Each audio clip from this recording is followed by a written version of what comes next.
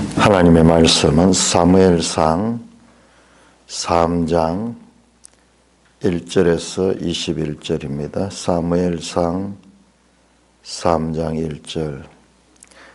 아이 사무엘이 엘리 앞에서 여호와를 섬길 때에는 여호와의 말씀이 희귀하여 이상이 흔히 보이지 않았더라. 엘리의 눈이 점점 어두워가서 잘 보지 못하는 그때에 그가 자기 처소에 누웠고 하나님의 등불은 아직 꺼지지 아니하였으며 사무엘은 하나님의 궤에 있는 여호와의 전 안에 누웠더니 여호와께서 사무엘을 부르시는지라 그가 대답하되 내가 여기 있나이다 하고 엘리에게로 달려가서 이르되 당신이 나를 부르셨기로 내가 여기 있나이다 하니 그가 이르되 나는 부르지 아니하였으니 다시 누우라 하는지라 그가 가서 누웠더니 여호와께서 다시 사무엘을 부르시는지라 사무엘이 일어나 엘리에게로 가서 이르되 당신이 나를 부르셨기로 내가 여기 있나이다 하니 그가 대답하되 내 아들아 내가 부르지 아니하였으니 다시 누우라 하니라. 사무엘이 아직 여호와를 알지 못하고 여호와의 말씀도 아직 그에게 나타나지 아니한 때라. 여호와께서 세 번째 사무엘을 부르시는지라 그가 일어나 엘리에게로 가서 이르되 당신이 나를 부르셨기로 내가 여기 있나이다 하니 엘리가 여호와께서 이 아이를 부르신 줄을 깨닫고 엘리가 사무엘에게 이르되 가서 누웠다가 그가 너를 부르시거든 너가 말하기를 여호와여 말씀하옵소서 주의 종이 듣겠나이다 하라 하니 이에 사무엘이 가서 자기 처소에 누우니라.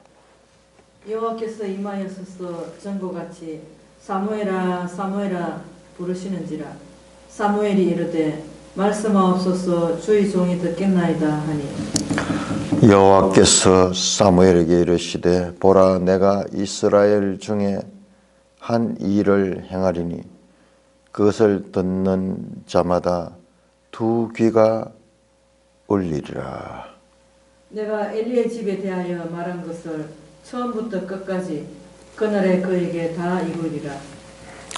내가 그의 집을 영원토록 심판하겠다고 그에게 말한 것이 그가 아는 죄악 때문이니 이는 그가 자기의 아들들이 저주를 자청하되 금하지 아니하였음이니라.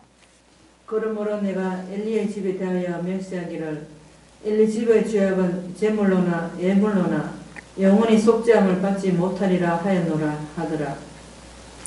사무엘이 아침까지 누웠다가 여호와의 집의 문을 열었으나 그 이상을 엘리에게 알게 하기를 두려워하였더니 엘리가 사무엘을 불러 이르되 내 아들 사무엘아 하니 그가 대답하되 내가 여기 있나이다 하니 그가 이르되 너게 무엇을 말씀하셨느냐 청하노니 나에게 숨기지 말라 너게 말씀하신 모든 것을 하나라도 숨기면 하나님이 네게 벌을 내리시고 또 내리시기를 원하노라 하는지라. 사무엘이 그것을 그에게 자세히 말하고 조금도 숨기지 아니하니 그가 이르되 이는 여호와의 신이 선하신 대로 하실 것이니라 하니라. 사무엘이 자라매 여호와께서 그와 함께 계셔서 그의 말이 하나도 땅에 떨어지지 않게 하시니 다안에서부터 보엘세바까지 온 이스라엘이 사무엘은 여호와의 선지자로 세우심을 입은 줄을 알았더라. 여호와께서 실로에서 다시 나타나시되 여호와께서 실로에서 여호와의 말씀으로 사무엘에게 자기를 나타내시니라. 하나님 아버지 은혜를 감사합니다. 오늘 이 아침도 말씀하옵소서. 우리가 듣겠나이다. 예수님 이름으로 감사하며 기도드리옵나이다. 아멘. 사무엘서 4장까지가 그 엘리 이야기가 1장부터 나왔습니다. 1장 3절부터 우리가 참 이런 것은 문학적인 전개를 보면은 참 흥미로운데요. 1장 3절에 보면은 이제 엘가나와 두 아내에 대한 소개가 있고, 그 다음에 그 당시에 제사장이 엘리의 두 아들 홈니와 비느하스가 있었다. 3절에 나옵니다. 그러면서 계속 이 엘리와 그의 두 아들, 그 당시의 제사장들에 관해서 부정적인 기사들이 나오고요. 4장에 가면은 이들이 다 두 아들도 전쟁터에서 죽어버리고 엘리 대제사장도 죽습니다. 계속해서 이 엘리와 그 두 아들에 관한 기사가 이어지는 것은 그와 동시에 이제 사무엘이 준비되는 것과 서로 대조를 되고 대조가 되고 있습니다. 결과적으로는 이 엘리 대제사장들이 제사장과 그 아들들의 시대는 끝이 나고 이제 사무엘 시대가 오는 것을 지금 계속 교차 대꾸를 보면서 그렇게 이제 전개해 나갑니다. 오늘 본문도 마찬가지입니다. 아이 사무엘이 엘리 앞에서 여호와를 섬길 때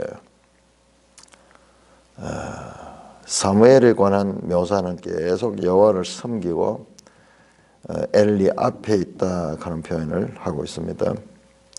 그 당시에는 여호와의 말씀이 희귀하여 이상이 흔히 보이지 않았더라. 이 사사시대의 특징이죠. 사사시대의 문제가 뭐냐면 여호와의 말씀이 희귀했다. 그래서 이상이 흔히 보이지 않았다. 여호와의 말씀이 이상과 연결되고 희귀함이 보이지 않았다와 연결돼요. 이 사사시대만 해도 가나안 정복 시대와는 다릅니다. 엘리의 눈은 점점 어두워가 잘 보지 못하는 그때에 엘리의 개인적인 건강 상태를 나타내지만은 이것이 동시에 사사시대 이스라엘의 영적인 상태를 그 속에 포함하고 있습니다.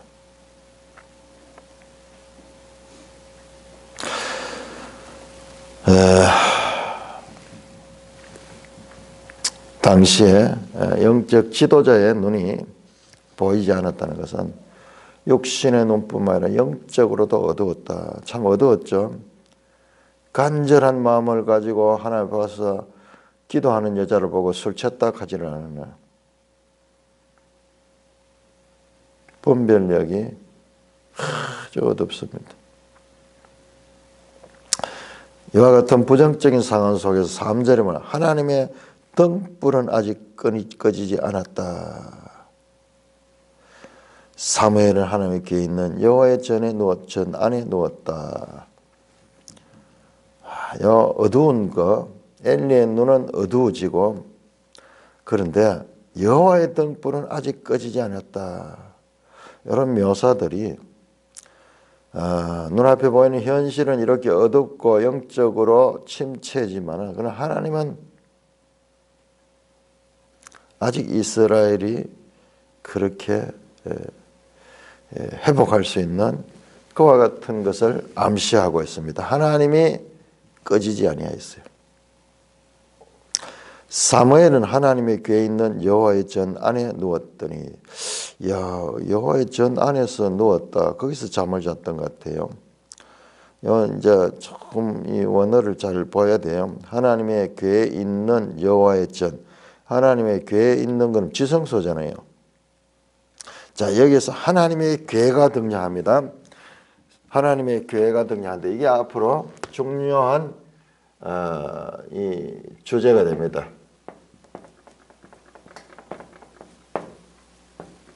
하나님의 궤 언약궤라고 하고,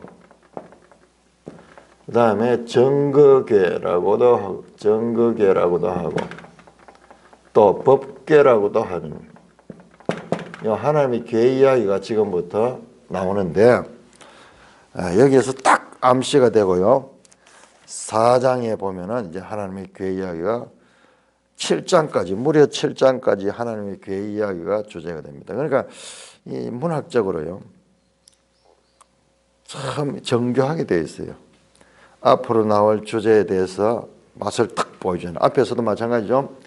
엘리와 그 두 아들에 대한 이야기를 처음에 슬쩍 보여주고, 그 다음에 그 이야기가 아주 줄을 이루고 있죠. 또 마찬가지입니다. 하나님의 궤도 마찬가지예요.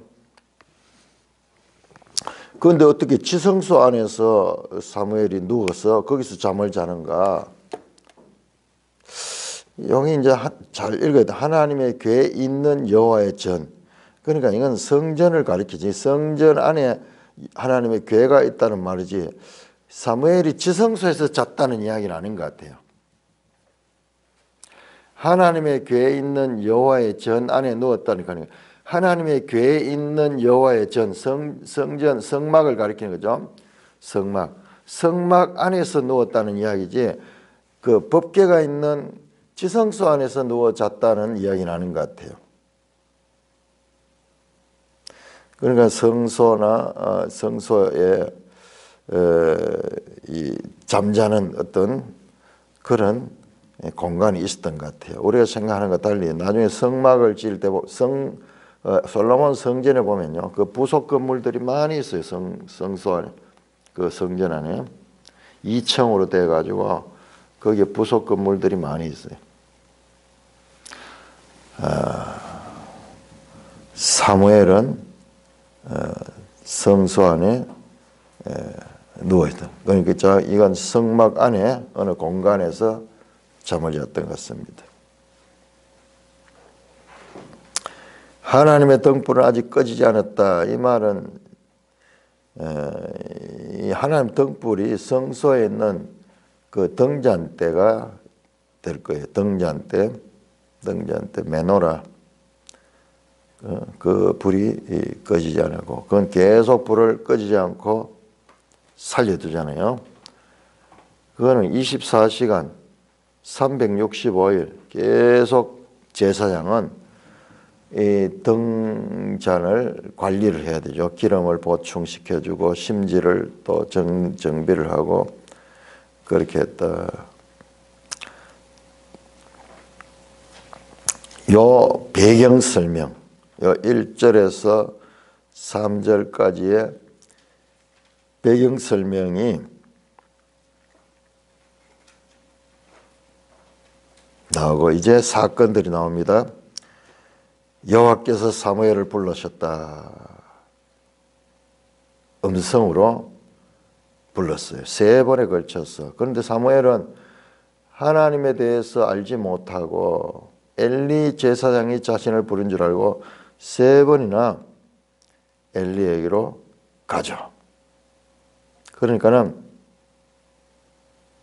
엘리가 이게 보니까는 하나님이 사무엘을 부르는구나. 그래 알고 이제 그에게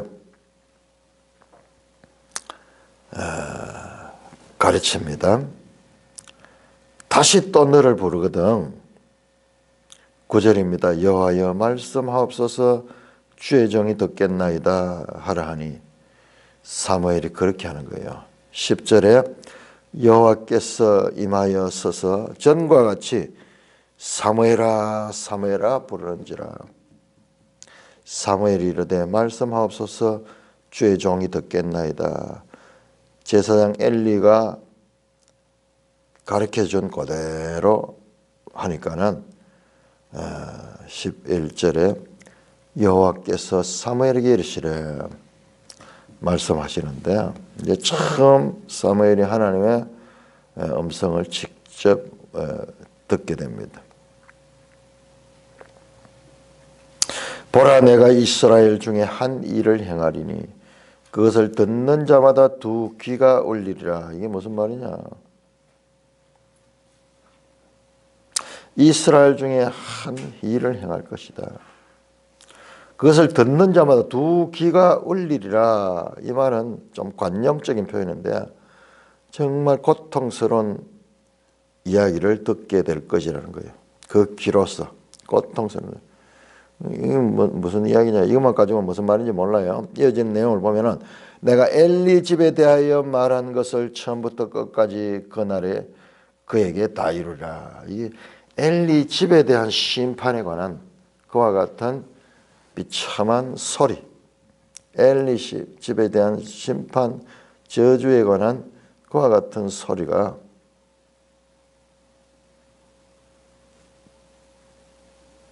모든 이스라엘 사람들에게 들리게 될 것이다. 경고의 메시지로. 13절 내가 그의 집을 영원토록 심판하겠다고 그에게 말한 것은 그가 아는 죄악 때문이 이는 그가 자기 아들들이 저주를 자청하되 금하지 아니했습니다. 14절 내가 그의 집을 영원토록 심판해도 그에게 말했다는 거예요. 언제 그런 말을 하셨어요? 자, 2장에 보시면은 2장 27절에 하나님의 사람이 엘리에게 와서 2장 27절부터 2장 36절까지가 이 하나님의 사람이 엘리에게 와서 하나님의 심판을 선언했던 내용이에요. 이때 분명히 선언을 했는데 다시 사무엘에게 다시 확인시키는 거예요. 다시 확인. 왜 그는 13절 중간입니다. 이는 그가 자기 아들들이 저주를 자청하되 금하지 아니했습니다. 그 아들들이 행하는 그 망령된 행실을 아버지로서 금하지 아니했다. 그러므로 내가 엘리의 집에 대하여 맹세하기를 엘리 집의 죄악은 제물로나 예물로나 영원히 속죄함을 받지 못하리라 하였노라 하셨다. 하나님께서 이 아이 사무엘에게 나타나서 그 엘리 가정에 대한 하나님의 심판을 지금 고하고 있습니다. 앞에 나왔던 하나님이 사람이 엘리 가정의 심판을 고했던과 동일하게 지금 사무엘에게 고합니다. 증인이 두 사람이 됩니다. 지금.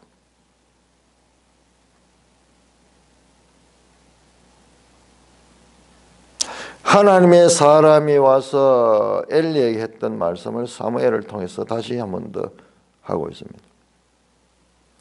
이것은 이제 앞으로 사무엘이 제사장을 맡게 될 텐데 사무엘에 대한 경고인 것 같기도 해요. 제사장이 잘못하면 이와 같은 저주를 받게 된다. 생생하게 교육을 어린 시절부터 교육을 받게 됩니다. 15절 사무엘이 아침까지 누웠다가 여호와의 집의 문을 열었으나 그러니까 여호와의 집이 성전이거든요. 성막이죠. 성막이 당시까지는 성막에 그러니까 예하가 성전 안에서 자고 그 성전의 문을 열고 하는 성전 봉사를 했던 것 같습니다. 레위 지파니까는 이게 가능하죠. 레위 지파는 성전에서 봉사하는 직입니다. 제사장 직분은 사실상 레위 지파 가운데서도 아론의 후손들만 하는데 제가 그 부분에 있어 가지고는 우리가 확인해 봤듯이 그핫 자손이죠. 레위 지파 가운데 그앗 자손 한번 확인해 봐야 되겠네요. 아론이 무슨 자손인가? 레위 아들들 가운데 우리 한번 역대상 6장 한번 볼까요? 역대상 6장. 레위 지파 가운데 아론은 게르손, 그앗, 머라리. 역대상 6장 1절에 보면은 그앗이 많네요. 그앗의 아들들은 자 6장 2절 보세요. 레위 아들이 세 사람 있거든요. 게르손, 그앗, 머라리인데 자 그앗의 아들들은 누구냐? 아므람이 누굽니까? 아므람이 모세의 아버지잖아요. 아브라함과 이스라엘과 헤브론과 으스엘이요. 그앗의 아들들이 너희고 그 가운데 아므람의 자녀는 아론과 모세와 미리암이네요. 아론의 자녀는 나답과 아비와 엘르사이고. 그렇네요. 자, 그러면은 이 사무엘이 누구냐 그러면은 자, 6장 33절 보니까는 직무를 행한 자와 그의 아들들은 그앗 자손 중에 헤만은 찬송하는 자라. 그는 요엘의 아들이요 요엘은 사무엘이요. 그러니 사무엘이 그앗 자손이 맞네요. 그러면은 아론의 후손이에요. 그러니까 사무엘이 제가 이것까지는 확인을 못하고 사무엘이 성전에 봉사하는 레인까지는 맞는데 제사장이 되기 위해서는 제사장은 이 아론의 후손이 되는데 아론이 그앗의 후손이니까는 그 계통이 맞네요. 그러니 제사장 되는데 모세 율법대로 지금 이어지고 있는 거네요. 그앗 자손 이 아론 계통이 게르손, 머라리, 그앗 자손 가운데 그앗 자손이 그앗이 아론의 조상이고 그 아론의 후손들은 통칭해서 그앗 자손에 가는데 사무엘이 그앗 자손입니다. 이거 참 정확하네요. 그러니까 계속 아직까지 이 성소 봉사에 대한 모세의 법이 이어지고 있네요. 우리가 좀 다시 봐야 돼요.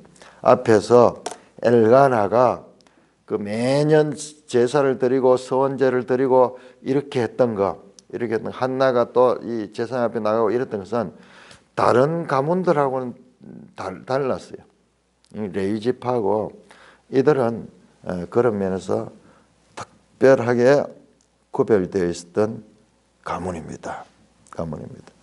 그래서 제사를 철저하게 했던 것이 나타나게 되네요. 그러니까 사무엘을 맡길 적에 그냥 아무나 맡긴 것이 아니고 이 레위 지파하고 그앗 자손인 것을 확인하고 그렇게 이 아이를 맡아서 그렇게 성전에서 길렀습니다. 대제사장 밑에서 그렇게 길른 아이가 사무엘입니다.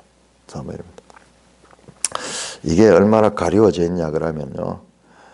제가 이 성경 지도에 보니까 참 찾아볼까요? 자, 우리 성경 지도 148쪽을 한번 146쪽 이거 한번 보세요. 이게 우리가 발견한 게 이게 보통 발견이 아니에요. 보통 이 사무엘을 에브라임 지파로 그렇게 알고 있었는데 그게 말이 안 되잖아요. 그럴 때는 우리가 의심을 해봐야 돼요. 왜? 장차 제사장 될 사람인데 제사장은 아론의 후손들만이 될 수 있는데 레위 지파 가운데서도 자, 이 사사시대를 가리키고 있죠. 147쪽 보시면요. 밑에서 5째 줄 보면은 마지막 사사인 베냐민 지파 사무엘이라고 되어 있어요. 가장 위대한 사사였다. 이 정도로 지금 이 참 대단한 이 저자잖아요. 이게 아마 번역상에서 이게 실수를 했는지도 몰라요, 혹시. 그런데 이런 참 완벽하게 이 성경 보조 자료를 만드는 분도 사무엘을 베냐민 지파라고 그렇게 말하고 있어요. 베냐민 지파는 사울이죠. 사울은 왕으로서 아무 결격 사유죠. 지파에서 왕이 되는 데는 지파에 제한이 없잖아요. 그러나 사무엘은 지금 마지막 사사이면서도 제사장이잖아요. 제사장.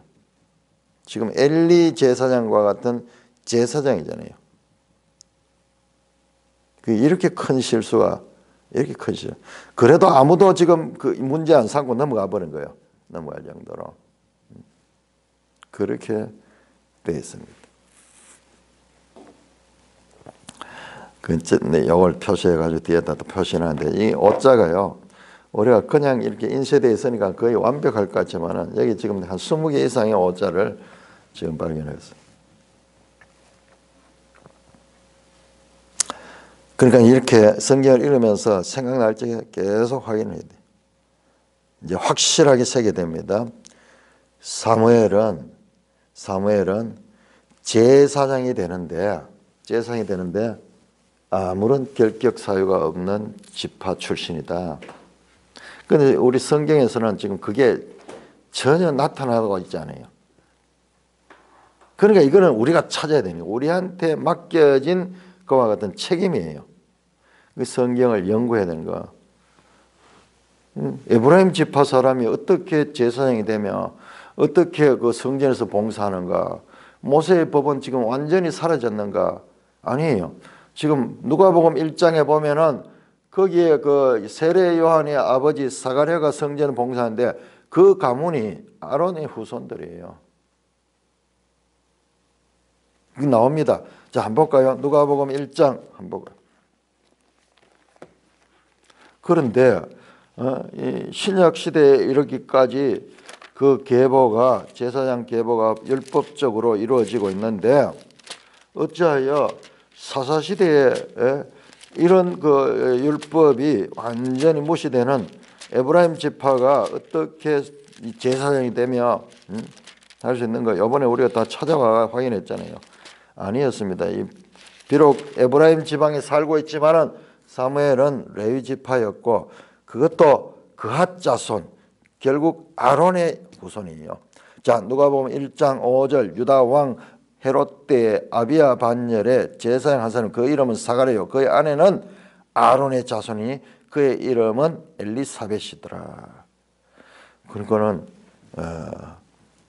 이것도 좀 특이하다, 그죠? 작은 아론과 연관이 돼서 아론의 자손으로 그의 부인이 아론의 자손이에요. 아비야 반열에 있으니 이 사람은 성전 봉사하는 일을 했죠. 아내가 보니까 아론의 자손이고 8절 마침 사가랴가 그 반열의 차례도 하나님 앞에 제사장 직무를 행할세 그 성전에서 봉사하는 그와 같은 일을 하고 있는 것을 보게 됩니다. 이 아비야 반열도 한번 찾아보면은 자 이렇게 성경이 정확하죠. 이게 그냥 떼어진 게 아니고 사무엘에 나온 내용들도 우리가 몰라서 그렇게 찾아보니까 정확하게 사무엘은 이 레위 지파 그것도 아론의 후손이에요. 아론의 후손. 자, 그래서 사무엘이 아침에 일어나서 지난 밤에 하나님께서 그에게 말씀하셨잖아요. 그거를 그 이상들이라고 표현했는데 이상. 그러니까는 1절에 보면 여호와의 말씀이 희귀하여 이상이 흔히 보이지 않았다. 요 이상이라고 하는 것이 무슨 환상이나 이런 게 아니고 여호와의 말씀이에요. 말씀. 하나님의 말씀을 하나님께서 나타나서 이 환상 중에 나타나서 말씀하신 그 말씀을 엘리에게 알게 하기를 두려워하더니 그냥 이상이니까 뭐 신비적인 어떤 그런 게 아니고 말씀 계속 말씀했잖아요. 그러니까 엘리는 그걸 알고 사무엘을 부릅니다. 내 아들 사무엘아. 엘리는 민족의 아버지예요. 민족의 아버지. 그래서 나중에 보면은 병사에 대해서도 내 아들아 하면서 그렇게 말하는 게 나와요. 나이도 실제로 많고 국가적인 그 국부예요. 오늘날 치면 왕과 같은 그런 존재였어요. 그러나 이제 이 당시에는 사사시대이기 때문에 이 엘리가 사사였거든요. 사사가 치리하던 때.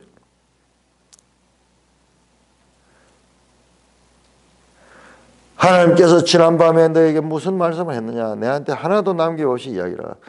사무엘은 이 이야기를 차마 드릴 수가 없잖아요. 너무나 그 엘리에 대한 이 심판 선언이 나오니까는 숨기고 있었는데 적극적으로 엘리가 말합니다.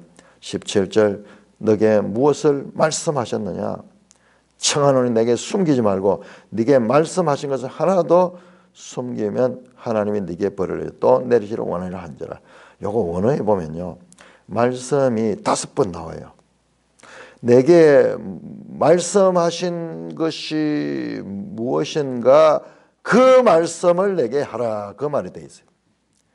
너무 막 말씀이 많이 나오니까 우리말에서 줄여버린데 원어에는 네게 말씀하신 모든 말씀을 하나라도 숨기면 하면서 요 말씀이란 말이 요 17절 한 절에 5번 나 5번 다바르카는 말씀이 5번. 자, 사무엘에 본 이상은 하나님의 말씀이에요. 말씀으로. 자, 이렇게 하니까는 사무엘이 그것을 자세히 말하고 조금 더 숨기지 아니했다. 엘리 가문에 대한 하나님의 심판 선언이죠. 그러니까는 이 엘리가 그것을 이렇게 반응합니다. 이는 여호와 신이 선하신 대로 하실 것이라 체념하고 있습니다. 체념하고 있습니다. 자신에 대한 하나님의 심판에 체념하며 하나님 뜻대로 되어야 될 것이다.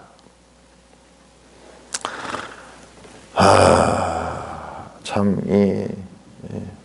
우리가 엘리를 비판하기 쉬운데 엘리는 너무 익숙할 수가 있어요. 아마 어려서부터 이 제사장으로 섬기면서 그 가문에서 이어져 내려오는 그러면은 그게 타성해졌거든요.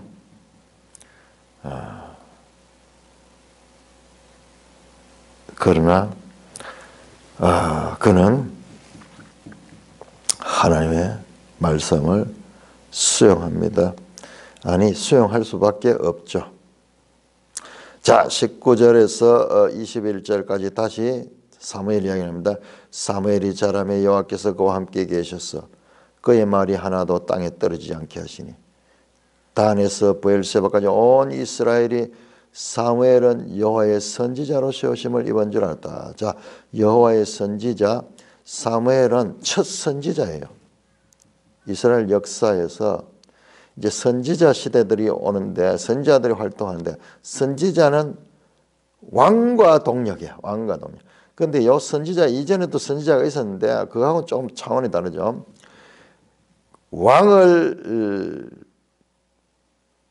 왕을 지도하거나 왕을 보조하는 역할로서의 선지자. 사무엘은 사사이면서 선지자가 됩니다.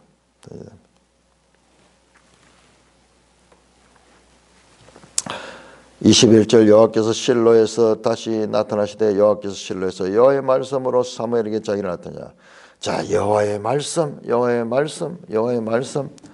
자, 시작할 때는 여호와의 말씀이 희귀했다. 그렇게 3장 1절에 시작이 됐는데 이제 여호와의 말씀이 사무엘에게 강력하게 임하시고 다시 한번 확인합니다.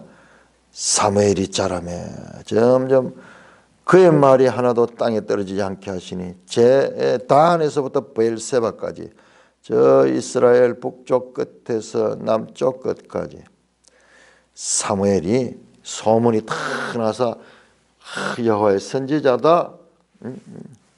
이 선지자는 이 당시에는 사사 겸 선지자니까는 거의 사무엘이 지도자로서 이제 부상이 되었습니다. 20일 여호와께서 실로에서 다시 나타나사 요 아이 때 나타났듯이 다시 나타나서 여호와께서 실로에서 여호와의 말씀으로 사무엘에게 자기를 나타낸다.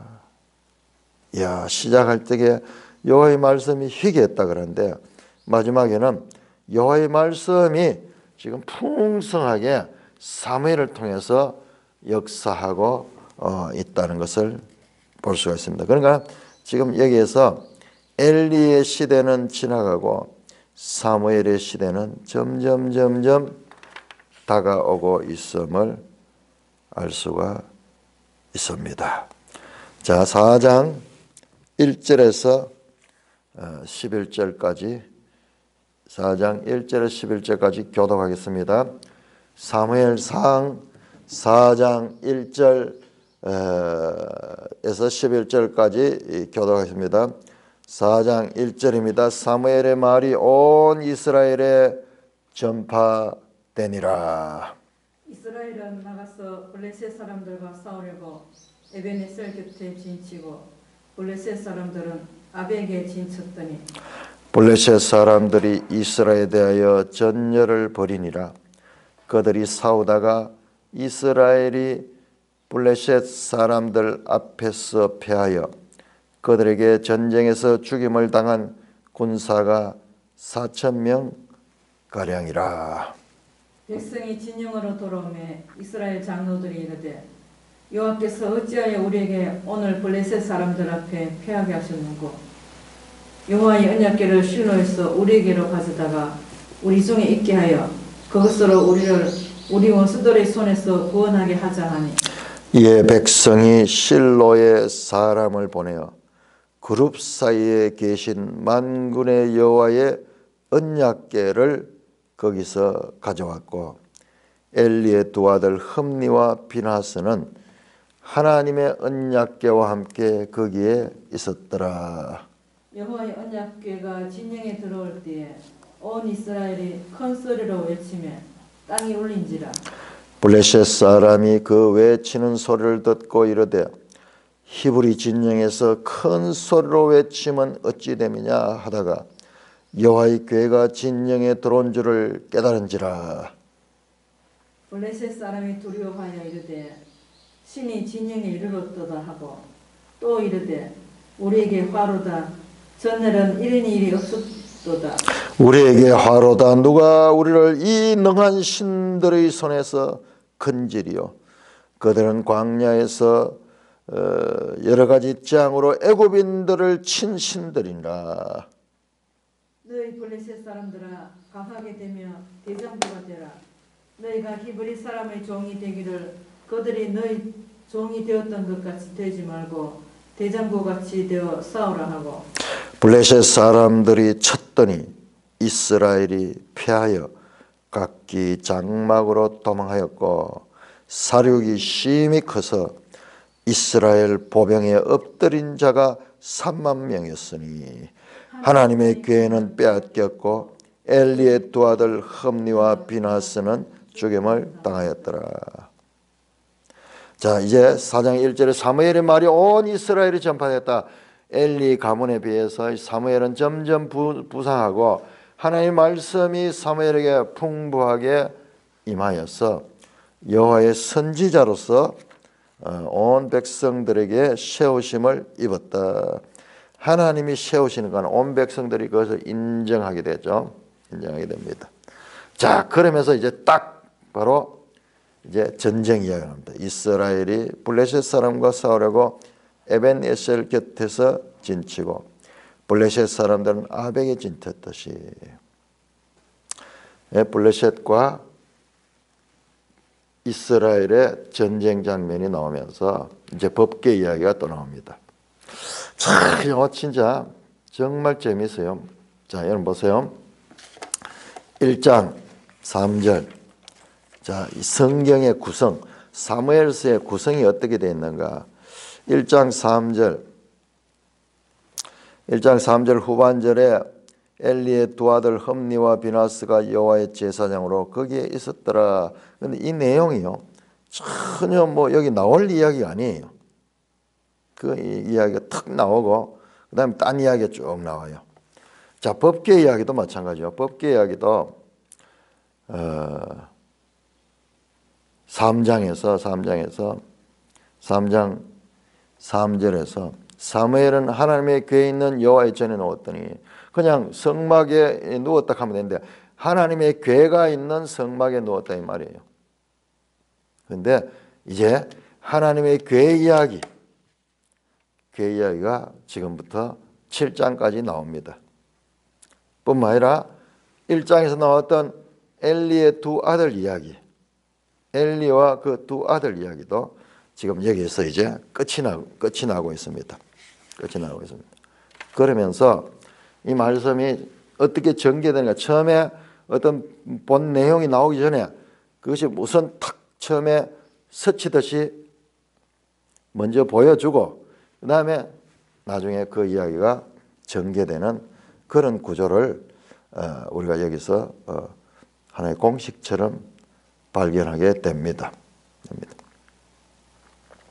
자, 우리 지도 한번 보겠습니다. 지도 155쪽, 지도 155쪽을 보시면은 이제 이 전쟁, 지금 나오는 에벤에셀 전쟁, 요 에벤에셀 가는 말이 성경에 몇 군데 나오죠. 그런데 이것은 지역이 그 창세기 나오는 그 에벤에셀과는 다른 것인 것 같아요.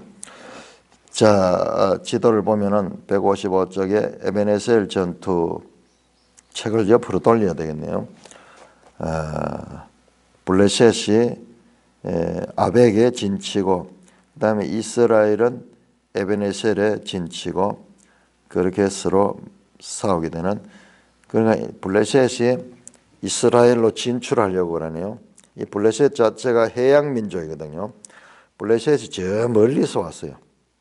가깝게는 저 크레타 섬에서 그렇게 왔고, 더 거슬러 올라가면요, 우리가 전에 봤잖아요. 이들이 저 북아프리카 카르타고, 그 북아프리카에 거기에 살던 민족들이라.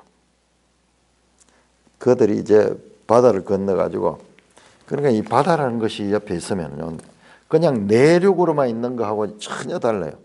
바다가 있는 것은 엄청나게 진출할 수 있는 그런 이 가능성을 가지게 됩니다. 그래서 우리 대한민국이 이 바다를 끼고 있다는 것이 얼마나 이 지리적으로 유리한지 몰라요. 바다를 끼고 있다는.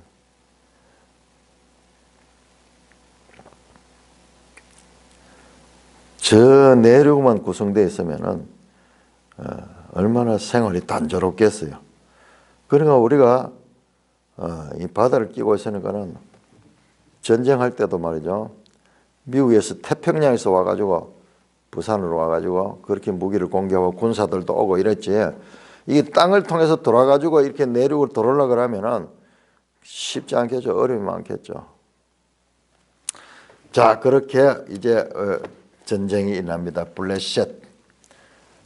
블레셋은 지금 요 당시보다는 조금 더 전에 이제 크레타섬, 에게해 이쪽 지역, 소위 유럽에서 넘어온 사람들, 가사 지역에 그쪽에 자리를 잡고 이스라엘 바로 옆에 붙어가지고 이들이 다윗 시대까지 계속 블레셋이 이스라엘의 가시 노릇을 합니다.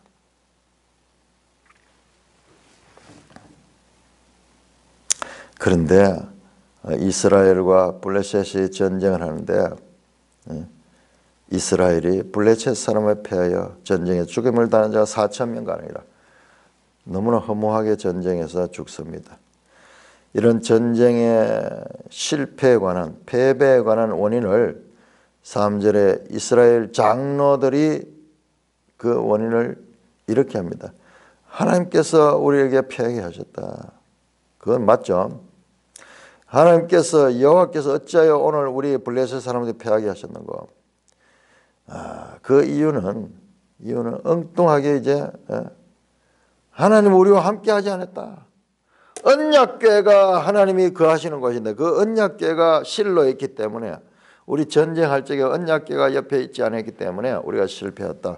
그런 결론을 내리고 언약궤를 우리 전쟁하는 데 가져와서 그것으로 우리를 원수들의 손에서 구원하게 하자. 언약궤가 구원해 준다. 그런 생각을 가지고 장로들이 그렇게 판단을 내립니다. 이스라엘 지도자들의 영적인 상태가 지금 이렇습니다. 하기야 사사인 엘리가 저렇게 어두우니까는 그 참모들은 말할 것도 없겠죠. 이에 백성이 실로의 사람을 보내고 그룹 사이에 계신 만군의 여호와의 언약궤를 가져오니 이름을 만군의 여호와의 언약궤라고 그렇게 붙였어요. 전쟁을 앞두는 거예요. 전쟁에 나가서 그룹 사이에 계신 이 하나님의 임재하시면 우리가 이길 수 있다. 이런 신념을 가는데 이거는 자기 신념이지 신앙이 아니죠. 하나님 말씀이 아니죠. 하나님 말씀에 이런 게 어디 있어요? 하나님 말씀에 이런 이야기가 어디 있어요? 오히려 하나님 말씀을 어기면서 자기들의 생각대로 법궤를 우상처럼 그렇게 사용합니다. 그런데 여기 보세요. 엘리의 또 아들 험리와 비나스도 언약궤에 함께 있었다. 우리는 험리와 비나스에 대한 정보를 앞에서 풍부하게 가지고 있어요. 이 둘이는 아주 불량한 사람들, 벨리알 같은 사람, 벨리알의 자손 같은 불량한 사람들이고 이들 때문에 하나님께서 이들을 죽이기로 작정했던 하나님을 경홀히 여기고 하나님을 망령되이 섬긴다고 했던 이 죄 많은 사람들이에요. 이 전쟁은 우리가 예상할 수 있습니다. 그런데도 이 백성들은 5절에 여호와의 언약궤가 진영에 도니까 이스라엘이 이제 사기가 중천해 가지고 큰 소리로 외치며 땅이 울릴 정도로 자, 이 사사시대를 단면적으로 사사시대의 신앙을 단적으로 보여주는 장면이에요. 이스라엘 장로들이나 그 백성들이 동일하게 하나님을 우상처럼 생각하고 있는 거예요. 미신적인 신앙을 가지고 있습니다. 6절입니다. 블레셋 사람들이 이 소리를 듣고요. 이 소리를 듣고 와, 블레셋 사람 두려워하는 거예요. 오히려 블레셋 사람들이 더 신앙이 있는 것 같아요. 왜? 이 여호와에 대해서 블레셋 사람들이 알고 있는 거예요. 8절을 보면 우리에게 화는 누가 이 능한 신들의 손에서 건지겠느냐. 그들은 광야에서 여러 가지 재앙으로 애굽을 친 신들다. 여호와 하나님에 대한 소문을 듣고 알고 있는 거예요. 그러니까는요, 이들이 완전히 긴장하게 됩니다. 두려움에 떱니다. 그러니까는 9절에 보니까는 너희 블레셋 사람들아 강하게 되며 대장부가 되라. 너희가 히브리 사람의 종이 되기를 그들이 너희의 종이 되던 같이 되지 말고 대장부 같이 되어 싸우라. 야, 블레셋이 지금까지 쉽게 이겼는데 이번에 이제 여호와가 함께 하니까는 블레셋 사람들이 더 긴장을 하게 되고 이제 이 전쟁에서 우리가 대충 해가지고는 이길 수 없다. 죽을 똥 살 똥 이제 이 전쟁에 임할 수 있도록 아마 블레셋 장군이겠죠. 장군이 블레셋 사람들을 격려합니다. 블레셋이 긴장하게 되고 블레셋이 오히려 투지를 가지고 죽기 살기로 이제 전쟁에 임해야 될 그런 투지를 불러일으켜야 됩니다. 그 결과 10절 블레셋 사람들이 쳤더니 이스라엘이 패하여 각기 장막으로 도매요. 살육이 심히 컸다. 너무나 간단하게 이스라엘은 너무나 무능하게 도망을 갑니다. 블레셋 사람들이 살육이 심히 이스라엘 보병이 엎드린 자가 3만 명이 되었고, 먼저에서는 4천 명이 죽었다가 이번엔 법궤를 가져와서 전쟁해서 3만 명이 죽어버렸어. 거의 9배, 10배 가까이.